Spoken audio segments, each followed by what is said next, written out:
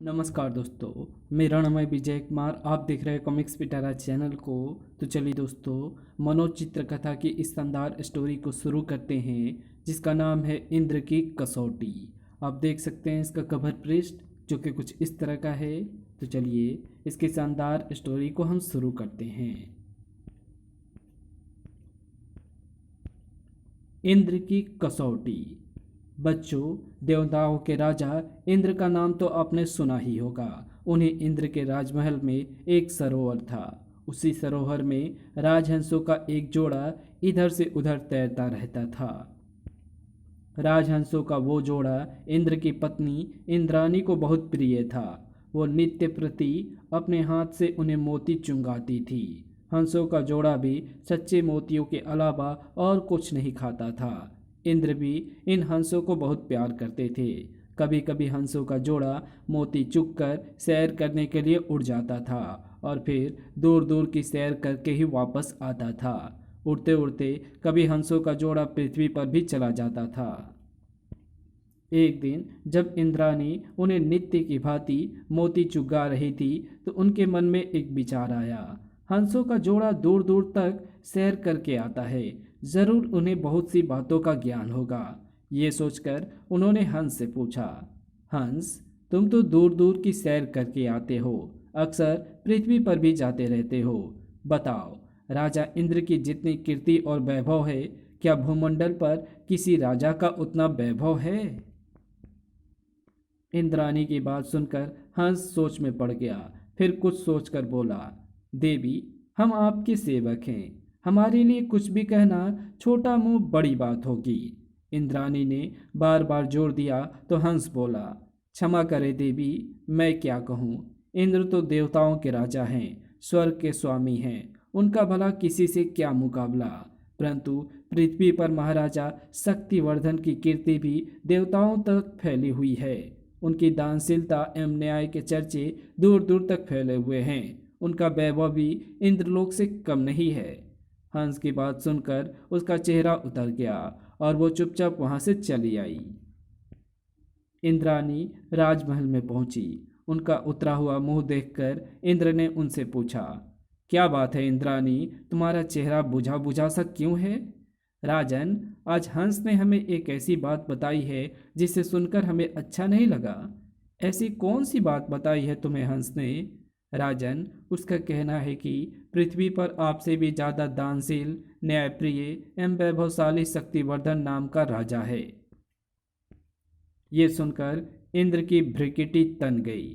हंस की ये मजाल, खाता हमारा है और गुण शक्तिवर्धन के गाता है। आओ हमारे साथ चलो, हम अभी चलकर हंस से इस बारे में पूछते हैं। चलिए राजन।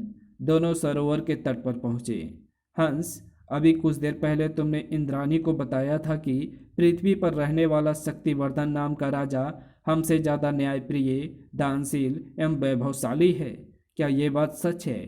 हाँ राजन, शक्तिवर्धन ऐसे ही हैं। वे दिल खोलकर दान करते हैं, फिर भी उनका खजाना हमेशा दौलत से भरा रहता है। प्रजावत्सल इतने हैं कि अगर जरा सी भी किसी आदमी को उनके द्वारा चोट लग जाए तो वो बुरी तरह व्याकुल हो उठते हैं, और जब तक उनके द्वारा कष्ट पाने वाला आदमी ठीक नहीं हो जाता, वे चैन से नहीं बैठते। सारी पृथ्वी पर उनके अच्छे स्वभाव एवं वैभवशीलता के चर्चे फैले हुए हैं।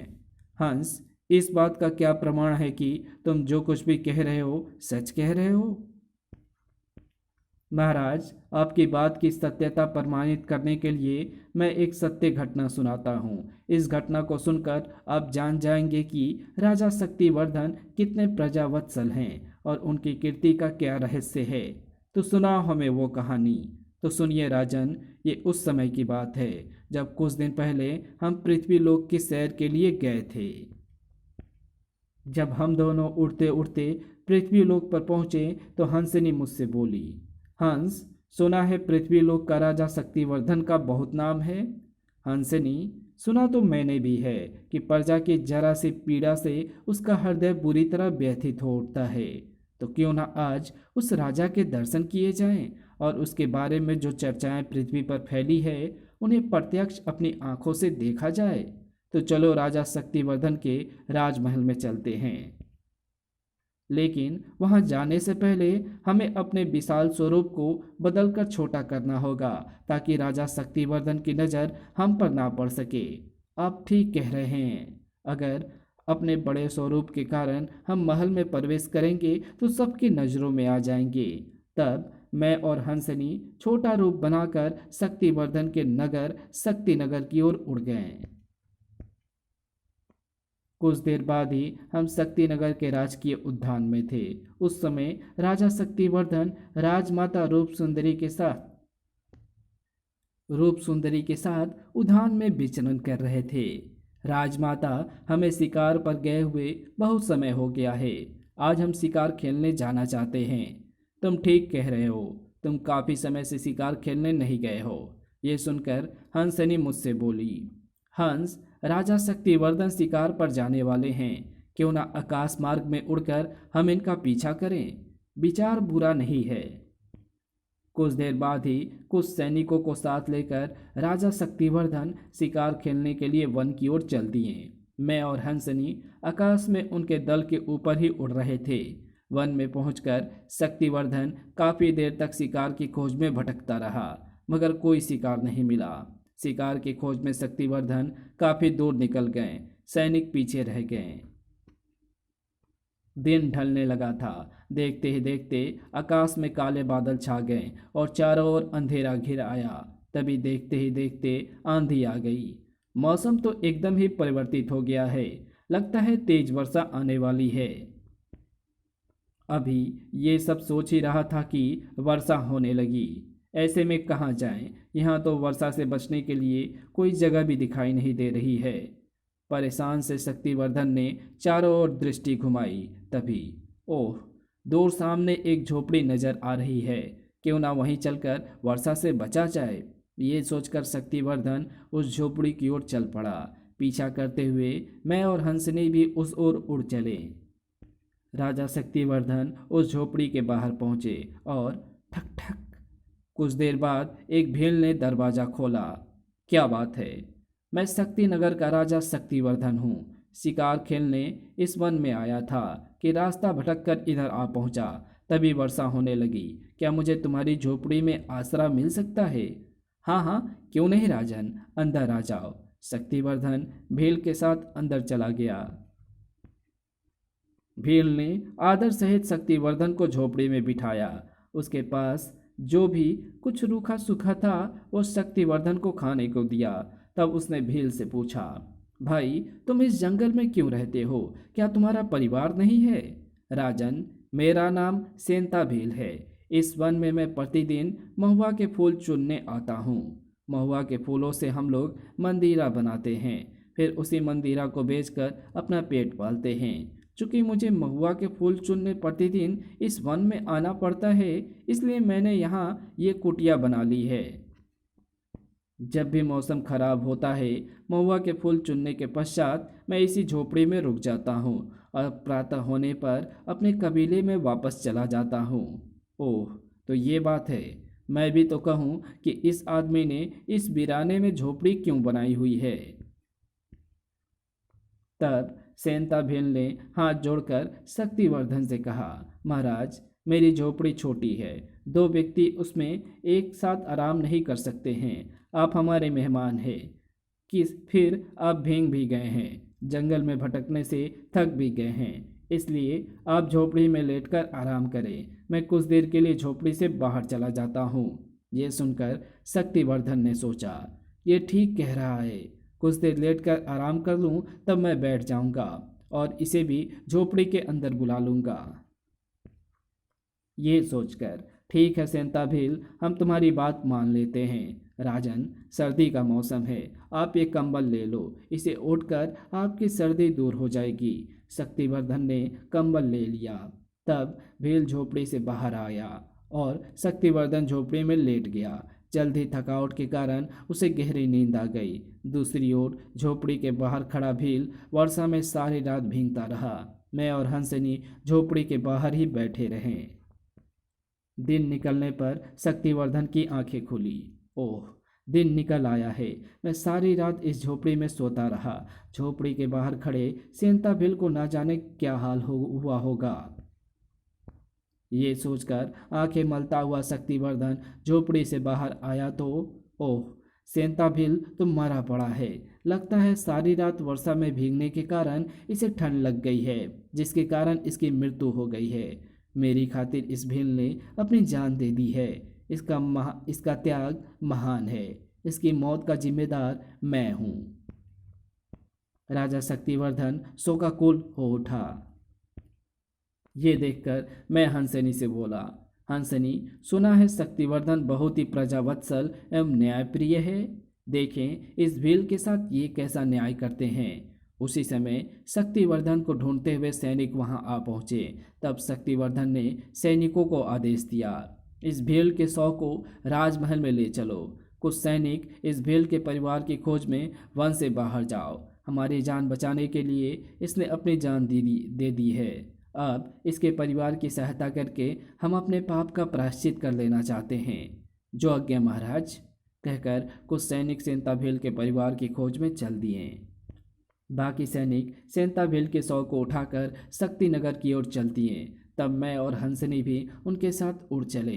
बड़े आदर सम्मान के साथ सेंताभील का अंतिम संस्कार किया गया। धीरे धीरे इस घटना को बीते कई दिन हो गए। सेंताभील के परिवार की खोज में गए सभी सैनिक असफल होकर लौट आए। महाराज, दूर दूर तक तलाशने पर भी हमें उस भील के परिवार का पता नहीं चल सका। ओह, ये सुनकर शक्तिवर्धन बेचैन हो उठे। उनकी बेचैनी देखकर प्रधानमंत्री ने उनसे कहा, हो सकता है महाराज कि सेंताभील बिल्कुल अकेला हो। कुछ भी हो प्रधानमंत्री जी, उसकी मौत का जिम्मेदार मैं हूँ। जब तक मैं उसके परिवार की सहायता ना करूं, मुझे चैन नहीं मिलेगा। महाराज, अब इस बात को भूलना ही श्रेयस्कर होगा। बहुत खोजबीन करने के पश्चात भी सेंताभील के परिवार का पता नहीं चल सका है। अतः आप सहायता करेंगे तो किसकी करेंगे। लेकिन शक्तिवर्धन के मन को चैन नहीं था। दूसरे दिन वे स्वयं सेंताभील के परिवार की खोज में निकल पड़े। तब आकाश में उड़ती हुई हंसिनी ने मुझसे कहा, ये राजा सेंताभील की मृत्यु की बात को भूल क्यों नहीं जाता है। बेकार ही उसके परिवार की खोज में अपना समय क्यों नष्ट कर रहा है। हंसनी, शायद इसलिए लोग इस राजा के गुण गाते हैं। देखा नहीं, सेंताभील के परिवार की खोज में ये सब कुछ भूल गया है। शक्तिवर्धन ने अपने राज्य के आसपास बसे सभी भील कबीलों में जाकर सेंताभील के परिवारों को खोजा, पर उन्हें भी सफलता नहीं मिली। तब वो निराश होकर वापस शक्तिनगर लौट आया। ओह, अब मैं क्या करूं? क्या मैं सेंताभील की हत्या का पाप अपने सिर पर लेकर ही मरूंगा? मगर मैं सेंताभील के परिवार की कुछ सहायता कर पाता तो शायद मेरे मन को शांति मिल जाती। दूसरी ओर हंसनी मुझसे कह रही थी, हंस, राजा शक्तिवर्धन तो सेंताभील की हत्या के पाप के बोझ के कारण अपनी मानसिक शांति ही खो बैठा है। लगता है अब ये ज़्यादा दिन जीवित नहीं बचेगा। इसलिए अब हमें यहाँ से वापस स्वर्गलोक चलना चाहिए। ये सुनकर मैंने उससे कहा, हंसनी, क्या तुम भूल गई हो कि हम यहाँ किस लिए आए हैं? हम राजा शक्तिवर्धन की न्यायप्रियता एवं प्रजावत्सल की परीक्षा लेने ही आए हैं। अभी वो परीक्षा पूर्ण कहाँ हुई है। जब तक वो पूर्ण नहीं होगी हम वापस स्वर्गलोक नहीं जाएंगे और यहीं रहेंगे। जैसी तुम्हारी मर्जी हंस। मैं और हंसनी देवलोक से अपने साथ बहुत सारे सच्चे मोती लेकर आए थे, अतः उन्हें ही खाकर राजमहल में रहने लगे। समय बीतता गया। राजा शक्तिवर्धन की चिंता कम नहीं हुई। चिंता के कारण उनका स्वास्थ्य भी खराब रहने लगा। अब वो राजकाज भी ठीक से नहीं कर पाते थे। राजवैद्य ने काफ़ी इलाज किया पर कुछ लाभ ना हुआ। महाराज, आप प्रसन्न रहने की कोशिश किया कीजिए। अच्छा राजवैद्य जी, मैं आपकी दी हुई सलाह पर चलने की कोशिश करूंगा। शक्तिवर्धन वचन तो दे देते थे, लेकिन चाहकर भी प्रसन्न नहीं रह पाते थे। तब शक्तिवर्धन की दशा देखकर राजमाता रूप सुंदरी ने प्रधानमंत्री से कहा, प्रधानमंत्री, अड़ोस पड़ोस के देशों के सभी मशहूर वैद्यों को बुलवाओ। जैसी आपकी आज्ञा राजमाता। प्रधानमंत्री ने आज्ञा का पालन किया। आसपास के राज्यों के सभी मशहूर वैद्य बुलाए गए। सभी ने बड़ी सूक्ष्मता से शक्तिवर्धन का निरीक्षण किया। तत्पश्चात राजमाता हमें खेद है कि हमें तो महाराज पूरी तरह स्वस्थ नजर आते हैं। पता नहीं इन्हें क्या बीमारी है। ओह। इस प्रकार दिन, सप्ताह, महीने बीतते गए। धीरे धीरे 6 महीने बीत गए। राजा शक्तिवर्धन की हालत और खराब होती गई। तभी एक दिन प्रधानमंत्री शक्तिवर्धन के पास आए। महाराज, गुप्तचरों ने सूचना दी है कि पड़ोसी राज्य मीनापुर के चारुशील नाम के एक अति सुयोग्य वैद्य रहते हैं। उनका बहुत नाम है। मुझे विश्वास है कि आपकी बीमारी का वे ही सही इलाज करेंगे। मैं चाहता हूँ आप एक बार उसे यहाँ बुलवा लाने की आज्ञा दे दें। हुंकार भरकर शक्तिवर्धन खामोश हो गए। फिर कुछ सोचकर बोले, प्रधानमंत्री जी, अब हम किसी को नहीं दिखाएंगे। हमारी बीमारी वैद्यों की समझ में आने वाली नहीं है। लेकिन प्रधानमंत्री के बार बार प्रार्थना करने पर वो पुनः बोले, ठीक है प्रधानमंत्री जी, लेकिन इस बार मैं स्वयं वैद्य जी के पास जाऊंगा। जैसा आपका आदेश महाराज। दूसरे दिन ही राजा शक्तिवर्धन मीनापुर की ओर चल दिए। मैं और हंसनी भी उनके साथ आकाश में उड़ चले। हंस, राजा शक्तिवर्धन पश्चाताप की आग में जलकर कितने निर्बल हो गए हैं। हंसनी, लगता है हमने राजा शक्तिवर्धन के बारे में जो चर्चाएं सुनी थी वे झूठी नहीं थी। जो राजा एक भील की मृत्यु पर इतना शोक मना सकता है वो जरूर ही प्रजावत्सल होगा। पूछते पूछते राजा शक्तिवर्धन चारुशील वैद्य के घर के बाहर जा पहुँचे। सेवक, अंदर जाकर चारुशील जी से कहो कि शक्तिनगर के राजा शक्तिवर्धन आए हैं। आदेश पाकर सेवक घर के अंदर चला गया।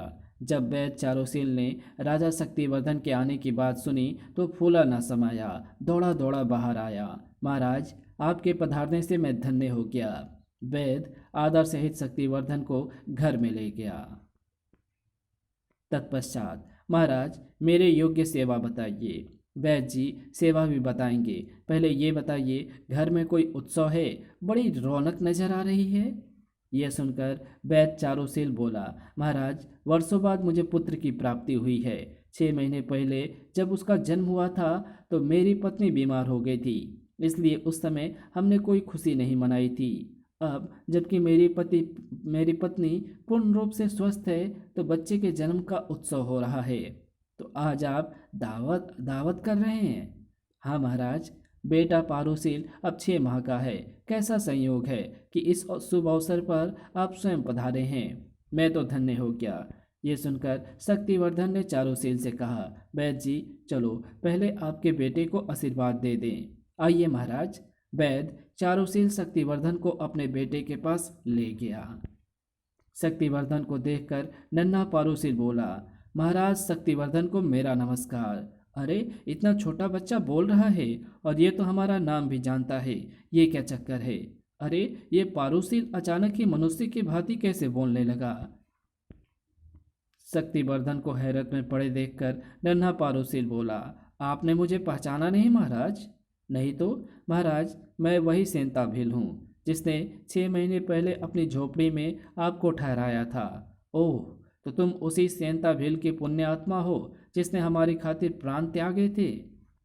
हाँ महाराज, मैं वही हूँ। सेंता भील, तुम मुझे मिले भी तो इस रूप में। मैं कब से तुम्हारे ऋण से मुक्त होने का प्रयास कर रहा हूँ। महाराज, आपके लिए मैंने जो त्याग किया था वो बेकार नहीं गया। उसी त्याग की वजह से ही मुझे चारुशील वैद्य के घर में जन्म मिला है और मुझे पिछले जन्म की बातें याद रही।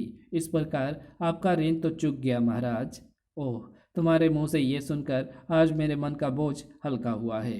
वैद्य चारुशील और उसकी पत्नी दोनों हक्के बक्के ये वार्तालाप सुन रहे थे। तत्पश्चात शक्तिवर्धन ने नन्हे पारुशील को आशीर्वाद दिया। तब प्रधानमंत्री उनसे बोले, महाराज, अब आप वैद्य जी को अपनी बीमारी के बारे में बताइए। प्रधानमंत्री जी, अब मुझे कोई बीमारी नहीं है। आज मैं इस बालक से मिलकर बहुत खुश हूँ। इससे मिलने के पश्चात मेरी सारी बीमारी दूर हो गई है। उसके बाद शक्तिवर्धन ने उपहार में नन्हे पारुशील को बहुत सा धन दिया। फिर खुशी खुशी अपने राज्य वापस लौट आए। इतनी कहानी सुनाने के पश्चात हंस ने इंद्र से कहा, तो महाराज, हमने उस दिन प्रत्यक्ष अपनी आंखों से देखा और जाना कि राजा शक्तिवर्धन जैसा अन्य कोई भी राजा दानी, प्रजावत्सल, न्यायप्रिय एवं वैभवशाली नहीं है। हंस की बात सुनकर इंद्र भड़क उठा। हंस, जब तुम राजा शक्तिवर्धन की इतनी बड़ाई कर रहे हो तो जाओ, इसी समय स्वर्गलोक से निकल जाओ और जाकर शक्तिवर्धन के पास ही रहो। हम भी देखें वो तुम्हें कितने दिन तक सच्चे मोती चुगाता है। हंस और हंसनी उसी समय स्वर्गलोक छोड़कर पृथ्वीलोक पर आ गए। पृथ्वीलोक पर आकर हंसनी अब क्या करना चाहिए? क्या राजा शक्तिवर्धन के महल में जाना ठीक होगा? हंस, हमें उनके महल में चलना चाहिए। अगर उन्होंने हमारा सत्कार किया तो वहाँ रहेंगे, वरना कहीं और चले जाएंगे। हंस को हंसनी की बात ठीक लगी। दोनों वहाँ से उड़ चले और शक्तिवर्धन के महल के मुख्य द्वार के ऊपर जा बैठे। अरे, महल के मुख्य द्वार पर कितना सुंदर हंस का जोड़ा बैठा है। पृथ्वीलोक पर हमने पहले तो कभी ऐसा सुंदर हंस का जोड़ा नहीं देखा। तभी किसी कार्य से राजा शक्तिवर्धन वहां से गुजरे। उनकी दृष्टि भी हंसों पर पड़ी। वे उनके पास गए। आप दोनों कहाँ से आए हैं? महाराज की जय हो। हम पति पत्नी देवलोक से आपके दर्शन के लिए यहाँ आए हैं। देवलोक से हमारे पास? तुम्हें किसने भेजा है? महाराज, हम स्वर्ग के राजा इंद्र के पालतू हंस हैं, मगर अब इंद्रलोक छोड़कर धरती पर आ गए हैं। ये कहते हुए हंस ने सारी बात शक्तिवर्धन को बता दी। सारी बात जानकर, ओह, हमारी बड़ाई करने के कारण ही इन हंसों को ये सजा मिली है। अतः अब हमारा फर्ज बनता है कि हम इन्हें अपने पास रख लें और इनके खाने पीने का उचित प्रबंध करें।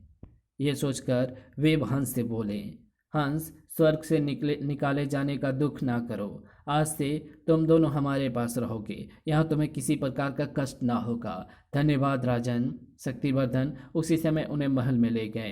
हंस और हंसनी प्रसन्न मन से सरोवर के जल में उतर गए। आज से तुम दोनों इसी सरोवर में रहोगे।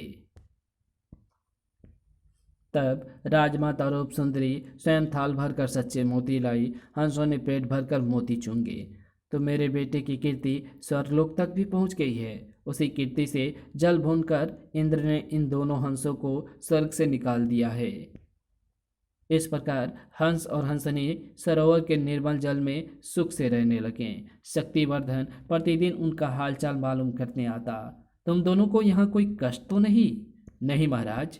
एक दिन हंस हंसनी से बोला, हंसनी, क्यों ना मैं इंद्र के पास जाऊं, जाकर उन्हें बताऊं कि हम दोनों को शक्तिवर्धन के पास इंद्र से भी ज़्यादा सुख और आराम मिल रहा है। हंस, तुम वहां ना जाओ। इंद्र पहले ही हमसे रुष्ट है। तुम्हारी बात सुनकर यदि इंद्र को गुस्सा आ गया तो अनर्थ हो जाएगा। इस कहानी को यहीं समाप्त करते हैं। इसके आगे कहानी पढ़ेंगे इसके पार्ट 2 में। तो मिलते हैं इसके दूसरे पार्ट में। तब तक के लिए बाय। अगर आपको ये वीडियो पसंद आई हो तो इस वीडियो को लाइक शेयर कमेंट ज़रूर कर देना। चैनल पर नए हो तो चैनल को सब्सक्राइब कर ऑल नोटिफिकेशन को सिलेक्ट ज़रूर कर देना। Thanks for watching my videos.